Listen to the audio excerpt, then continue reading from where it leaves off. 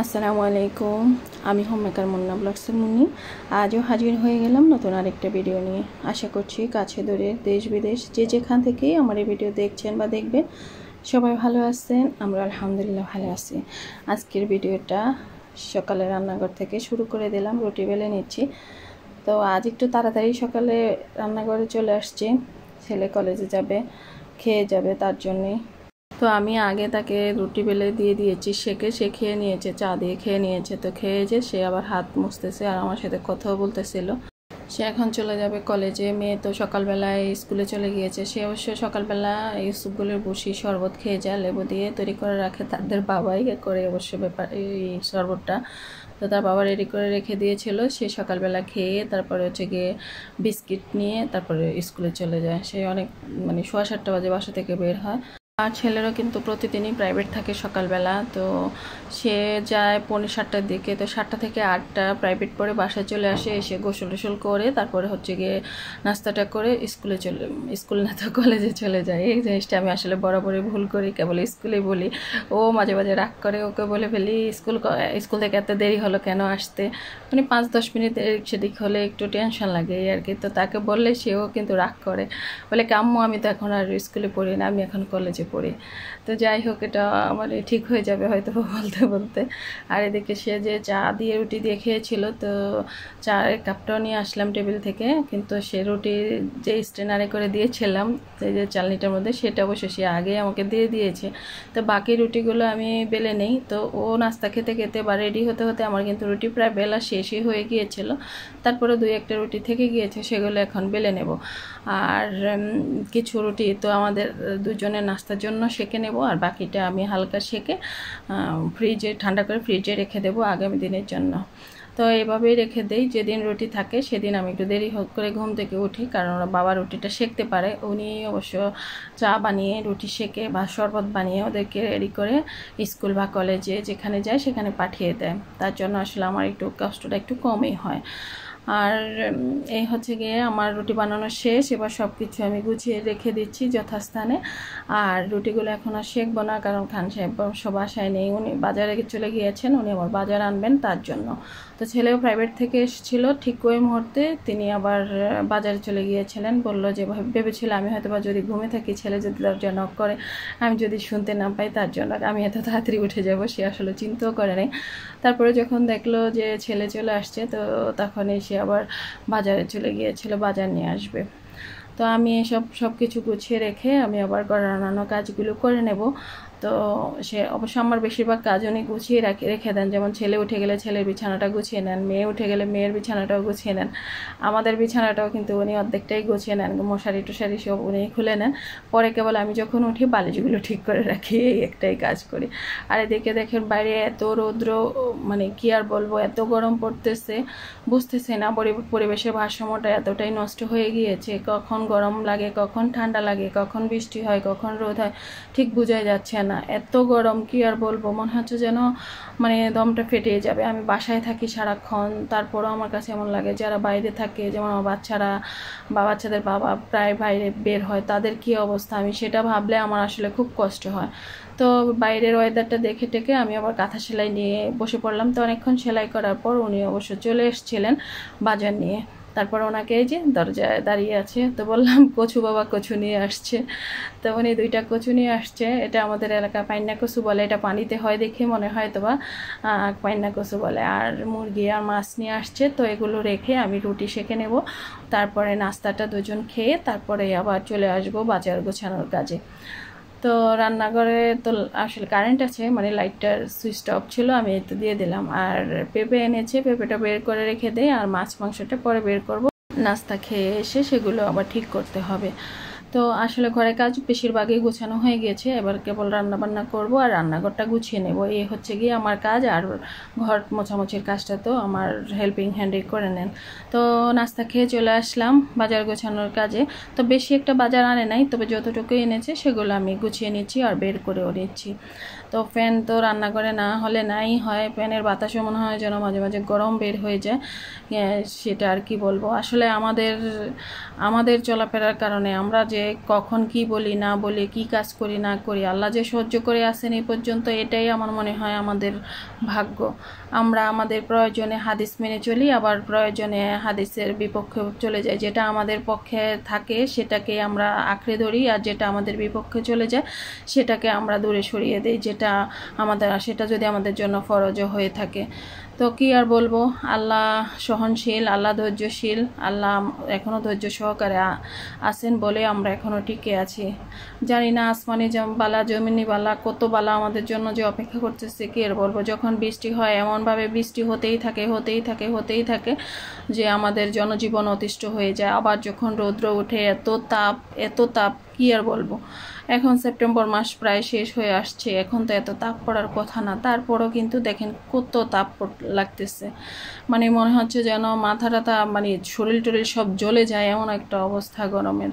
তো আল্লাহ আমাদের এই সব থেকে মুক্তি দান করুক। আমরা একটু মানুষের মতো মানুষ হই। আমরা তো মানুষই, হাত পা আমাদের সবই আছে, আমরা মানুষ, তারপরও আর কি মানুষের রূপ নিয়ে আমরা আছি। তবে আমাদের মানুষের যে মনুষ্যত্ব সেটা আমাদের থেকে চলে গিয়েছে, তবে সেটা যেন আমাদের মধ্যে ফিরে আসে, সেই তৌফিক দান করুক আল্লাহ। আল্লাহ আমাদের হেদায়েত নসিব করুক, সেটাই কামনা করি বা দোয়া করি আল্লাহর কাছে।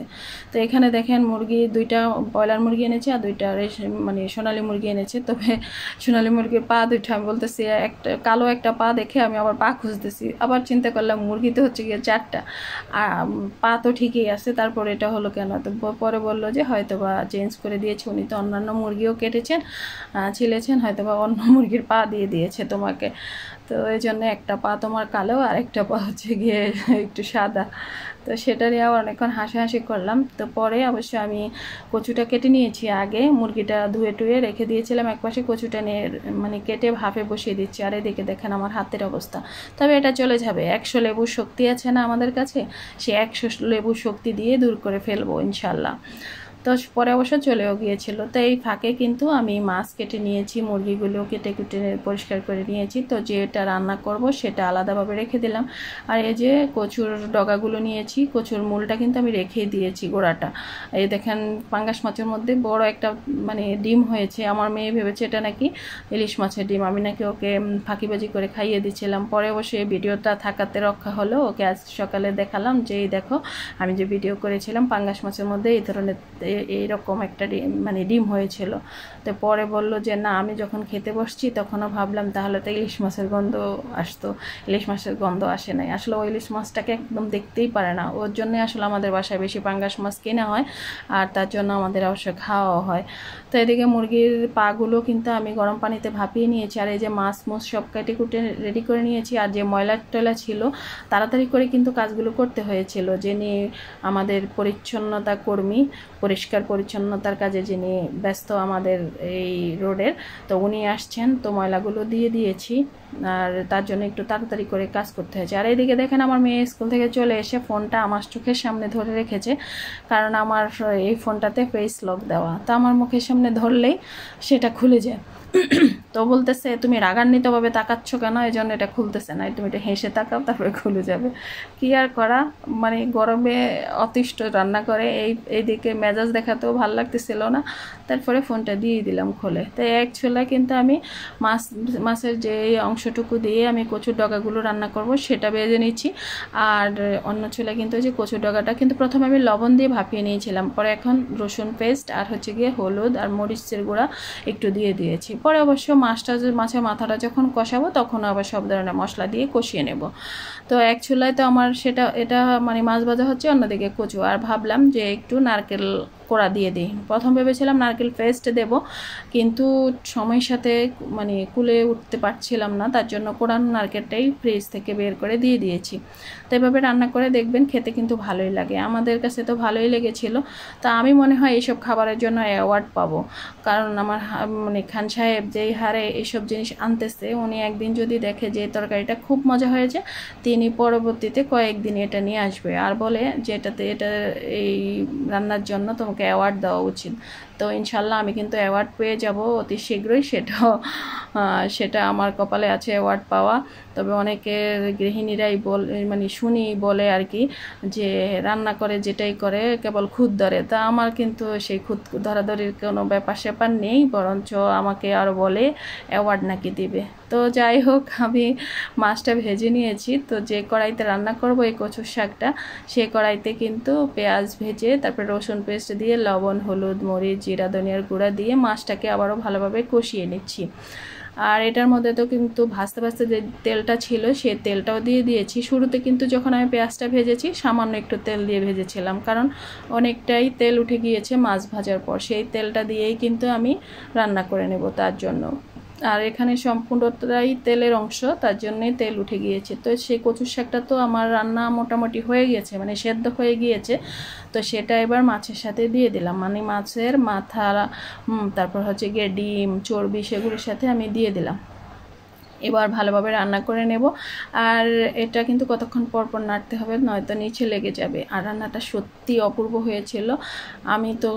আমি শুধু আমি না, আমাদের বাসায় সবাই খুব মজা করে খেয়েছিল। আপনারাও কিন্তু এভাবে ট্রাই করতে পারেন। এটা অবশ্যই ইলিশ মাছের মাথা টাথা দিয়ে রান্না করলেও খুব মজা লাগবে, তবে তেল মাছ, যে কোনো তেল মাছ দিয়ে রান্না করলে খুব টেস্টি হবে। আমি তো ভেবেছিলাম চিংড়ি মাছ দিয়ে রান্না করব, পরে ভাবলাম যে আমার ভাই আবার চিংড়ি মাছ খাবে না, তার জন্য অবশ্য চিংড়ি মাছ দিয়ে করলাম না, এভাবে করে নিলাম। আর এদিকে মাছগুলো এত ফুটতেছিল, তার জন্য আমি ঢাকনা দিয়ে ঢেকে ঢেকে কিন্তু মাছগুলো ভেজে নিচ্ছিলাম। এই মাছটা রান্না করব হচ্ছে গিয়ে পেঁয়াজ পেস্ট আছে ফ্রিজে, সেই পেঁয়াজ বাটাটা দিয়েই রান্না করে নেব। তো সব ধরনের মশলা দিয়ে কিন্তু কষিয়ে নিয়েছি। আর মাছ বোনার রেসিপিটা আপনাদের সাথে শেয়ার করলাম না, ভাবলাম কচুর শাকের রেসিপিটা শেয়ার করি। আর সেটা অনেক টেস্টি হয়েছিল, অবশ্য এই মাছ বোনাটাও কিন্তু টেস্টি হয়েছিল।